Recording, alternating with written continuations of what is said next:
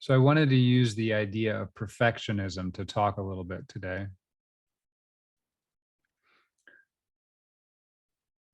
We just did this meditation where we tuned into our idea of our self-image, which arises in all our senses.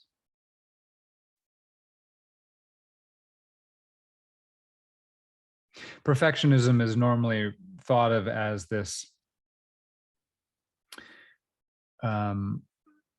I mean, it has some positive flavors from some people, but it's usually a slightly negative connotation of someone or ourselves who is never satisfied with something we accomplish because everything has to be perfect. Satisfied with ourselves or others because everything has to be perfect. That's the sort of general idea.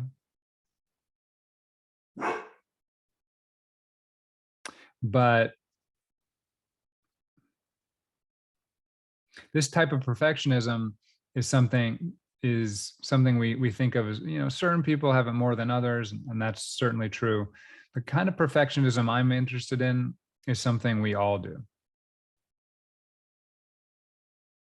And it will apply to that other form of perfectionism. But to be a perfectionist is to carry around two different self-images. One self-image is the one of yourself as you are, or as you think you are. And the other self-image is of this perfect self-image.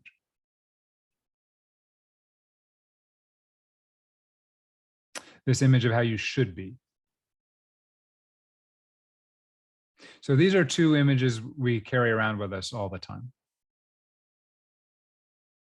And we're constant conversation between those two images. We do this to the world as well. You could say we have an image of the way the world is and the way the world should be. Those you could do that as well. Now, this isn't necessarily a bad thing. This is how we direct our life, is we compare it where we are to where we want to go. So it's not necessarily a bad thing.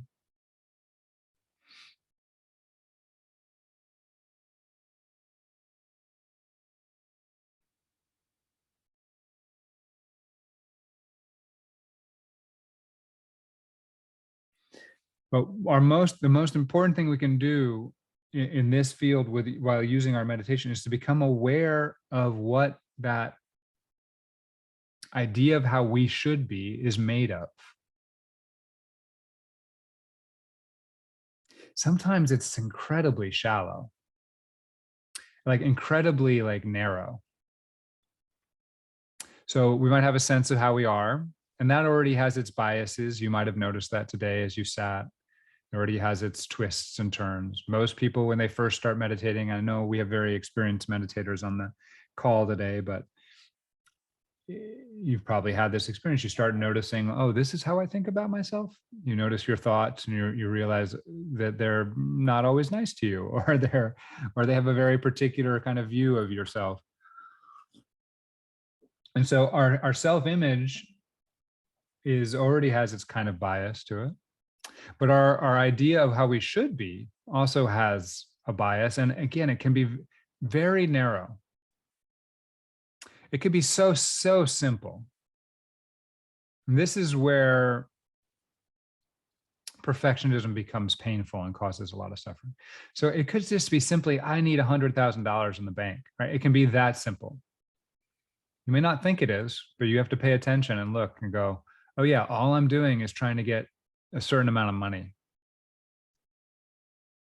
And again, I'm not saying money is not important, but if that's your whole idea of what you should be, then it's a very narrow idea. You're comparing everything in your being, all your talents, skills, emotions, history, relationships, and none of it will be good enough until you get this one very shallow thing. It could be you need to get your book published, or it could be that you need someone to love you, or it could be that you need to have a kid, or it could be that, right, whatever it is. It could be something very simple.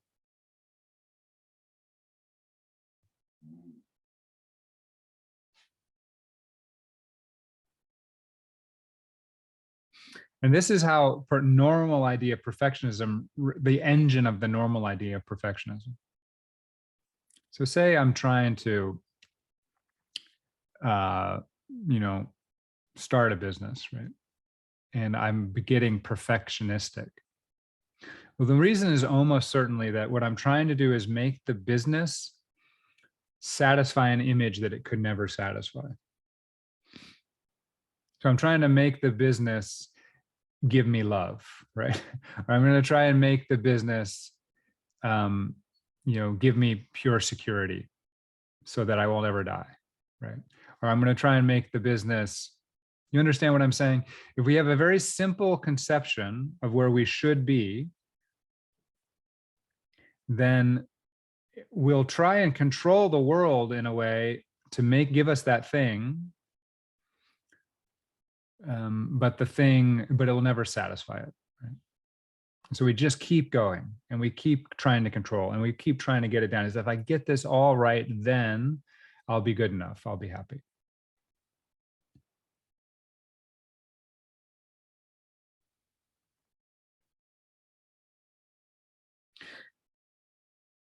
So I've been calling this idea of how we should be. Sometimes it's very simple for us. And it's simple because it's usually driven by some deep, simple, strong emotion, some deep insecurity or fear, right, that we got early on in our life. And again, there could be multiple ones of these. It's not always just one thing, but they are, you'll notice this, right? If a child gets really scared, they will fixate on something that will be the solution to it, right? They might want a blankie, or they might just need a story time, or they might whatever they can. When we're scared, we just need to find the doorway out. When we're terrified, we just need to get out. We just need to find the safe spot. So it's a very simple, those emotions are actually relatively simple. So when our idea of how we should be is driven by these simple emotions, we'll end up having a very simple conception of what we should be like. So what is the solution to this? The solution is to become awake to both of our self-images, the one that is of how we are. So we become awake to that and we get, oh, this is how I'm carrying, this is the image I'm carrying around of myself all the time. And this is how it's built up in terms of my feelings, talk, and pictures. And you'll notice it also is much simpler than you are. You are a much more complex and rich being than your self-image of yourself.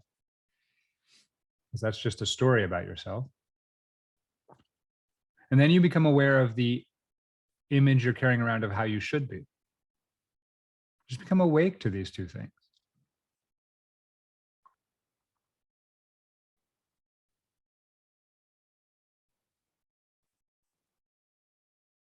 The first huge realization here is, of course, that both of these things are just sensory experiences in our present moment. There are feel, image, talk inside of us.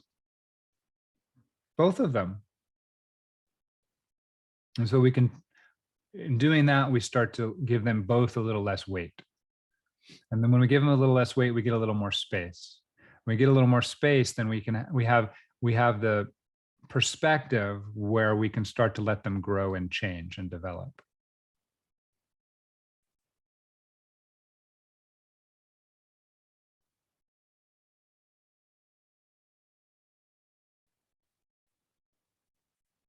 This is the true, I'll use the word, it's a little strong, but the true evil of perfectionism is what we're trying to do is we're trying to fit the rich, almost infinitely rich experience of being of a human being into a little idea.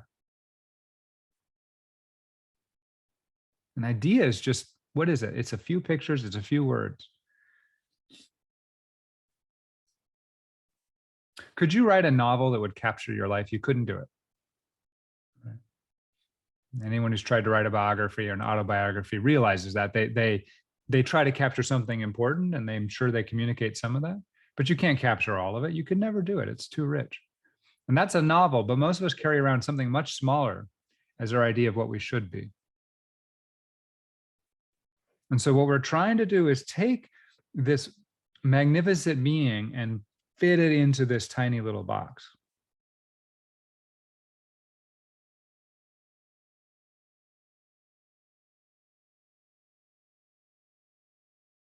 Now, these are useful things. Ideas are useful. But when we believe they're reality, we get imprisoned in them.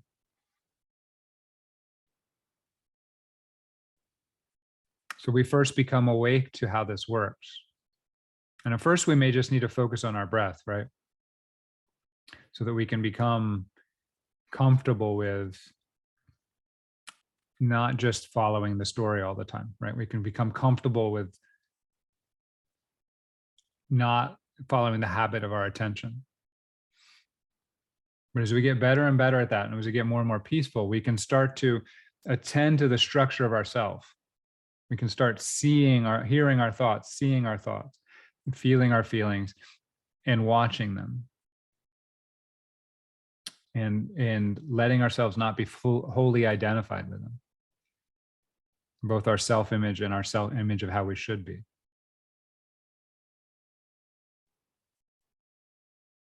But then what happens? Well, when we start to create the space to allow those things to grow and develop, our self-image and our image of how we should be, they start to get organic. They start to become more alive. They start to become richer. They stop being so box-like.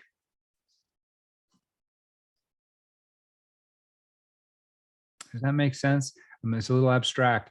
As we stop trying to say, I need X to be good enough, right?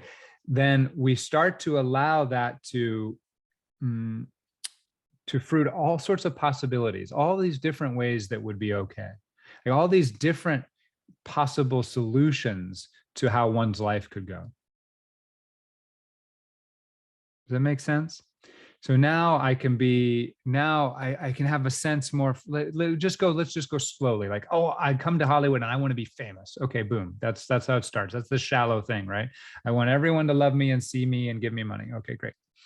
And then that I start to, meditate, and I start to let go of that, and I start to see the suffering and trying to fit myself into that box. And you start to go, okay, well, maybe I want to be more of an artist. Okay, so I need to get great reviews from whoever or whatever, and I need to get respect of these people or something. Okay, great. And that already might be a little more complex, because maybe there's an idea of what the art you need to do looks like. But as you keep going, you go, well, what is it really to be an artist? And I'm doing this with the mind, but it's not the mind. It just starts to grow, right? What is it to be an artist? Oh, I want to create. I want to be in tune with my environment. I want to be in tune with society. I want to be able to be a mirror to things that are happening. This starts to become a much richer set of possibilities of how I could satisfy that sense of who I should be. You could do the same thing with, I want to be a mother, or I want to be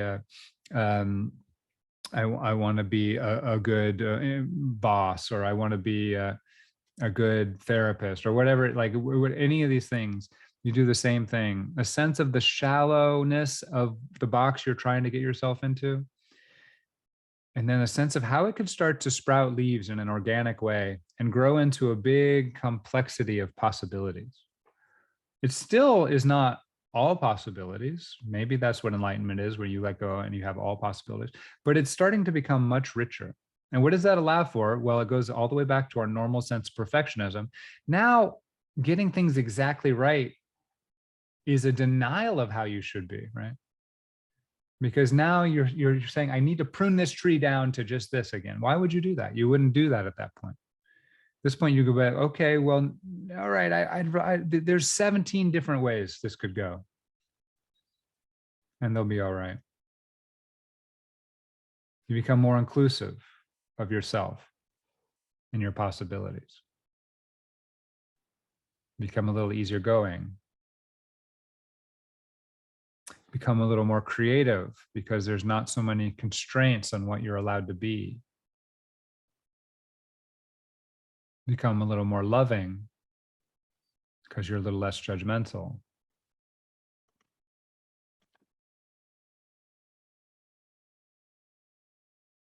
These are two very important things to be aware of in our life: our self-image and our image of what we think we should be. They're very useful. If you're dancing a dance and you don't have an idea of what dance you should be dancing, it's going to be very hard for you to dance the appropriate dance. It's very useful to have that. It's the reason our brain does this. But we want to become fully conscious of what it's doing and how it's doing it. And when it comes to our life as a whole, we need a sense of what we should be that is as rich as our possibilities, that is as rich as we are.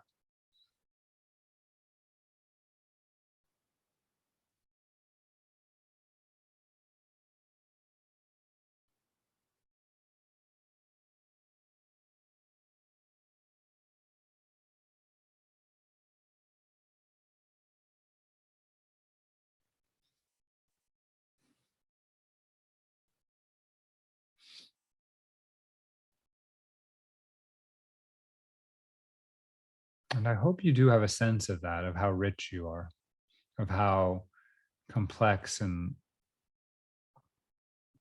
fertile you are. We were talking about the subconscious and the unconscious a few weeks ago, and that's one way. Just listening. If you just start tuning into your dreams every night, you start to get a sense of how creative you are, your being is. That just can open you to the fact that that's happening all the time. The possible ways you can be and have been, even with our mind constantly trying to fit us into a box. We have been so many people.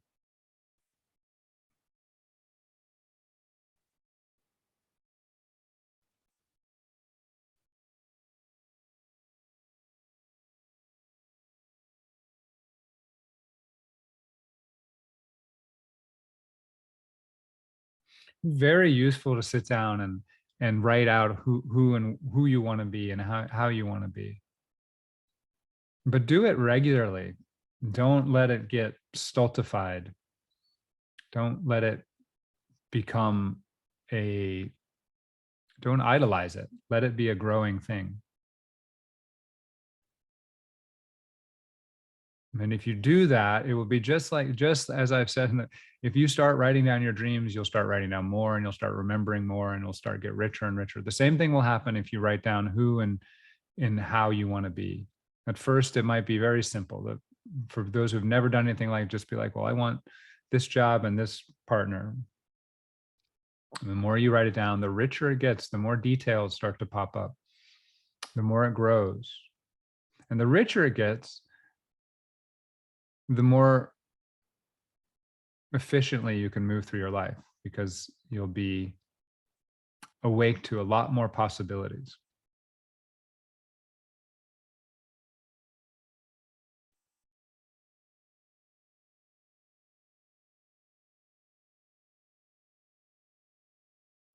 So just to finish this up, what is this? What is the meditative part of this? I think you all can see that. But the first is we learn to meditate so we're not stuck in our self-image.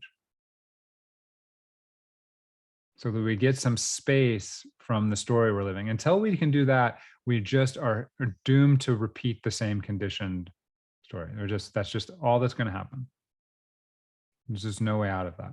So we get some space around it so that we can become conscious to that. So what we're conscious of can't control us. We're free of that which we're conscious of. So that's the first thing. And then along the way, especially the mindfulness path, we're becoming more and more awake to what our self-image is and what our goals are, what our desires are, what our idea of how we should be is. And then thirdly, we tune into, there's lots of other ways to talk about this, but thirdly that comes to mind is we tune into the sense of flow or impermanence in our life. And so we don't hold things fixed, because that's not reality. Reality is a growing, evolving, flowing thing. This allows us to free ourselves from the trap of our stories that cause us suffering. It allows us to become awake to the structure of our actual life. It allows us to flow into what's next, continually what's next.